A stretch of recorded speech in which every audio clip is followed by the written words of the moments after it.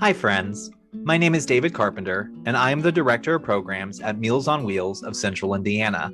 Before I begin, I want to thank you for taking the time to watch this video about the referral process for the Ryan's Meals for Life program.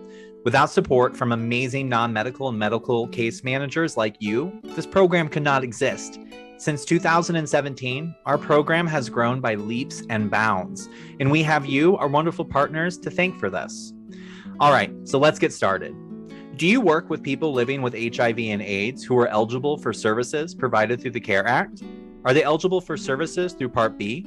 If you're not entirely sure, you can always verify their Part B eligibility by checking RWISE. For information on RWISE, we recommend talking with your immediate supervisor. If your client is eligible for Part B services and has expressed difficulties with food insecurity, and that's usually issues getting food within their local communities, and malnutrition, they're not able to maintain a regular healthy diet, likely because they're having issues accessing food in their local communities, then you should consider referring them to the Ryan's Meals for Life program. You can access the Ryan's Meals for Life referral form at www.mealsonwheelsindy.org. And I'm going to share my screen and show you that in a step-by-step process. All right, so once you have your browser open, you are going to go ahead and put in www.mealsonwheelsindy.org. Go ahead and hit enter. Wait a moment for the page to load. And all right, so once the Meals on Wheels Indy page loads, you're going to see this program tabs near the top of the screen. Hover over that tab until it says Ryan's Meals for Life and click right there. Once this page loads, you're going to scroll down a little bit until you see the download the referral form. You're going to click where it says click here.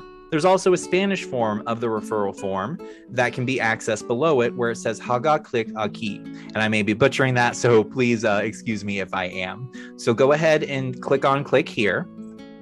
And this is going to bring up the referral form.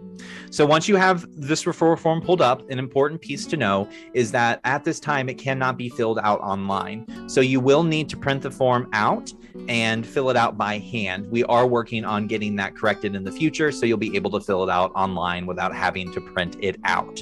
So when it comes to filling out the referral form, the most important thing is to try to fill out all the information in its entirety.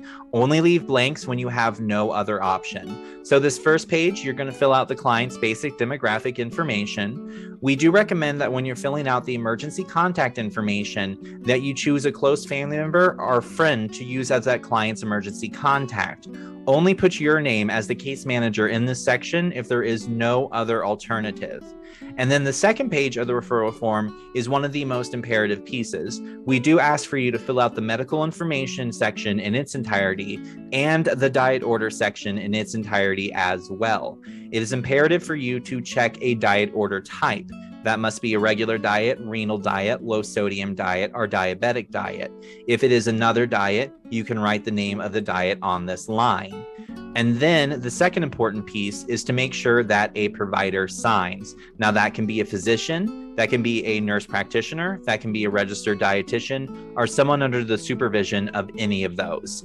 If one or more of these is not checked, and it is not signed, again, by a physician, a nurse practitioner, a registered dietitian, or someone under the supervision of any of those, then we cannot process the referral form. So once all these things have been taken care of, you will scan the referral form and email it to meals@mealsonwheelsindy.org.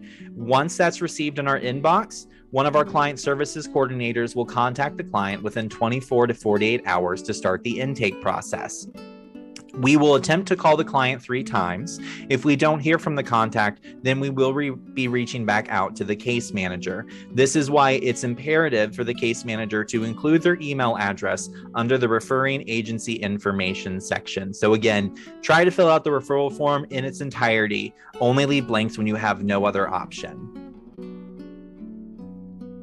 All that being said, that is the referral process. And I thank you again, my friends, for taking the time to watch this video. If you haven't already subscribed to our bi-monthly newsletter, then now is definitely the time to do so.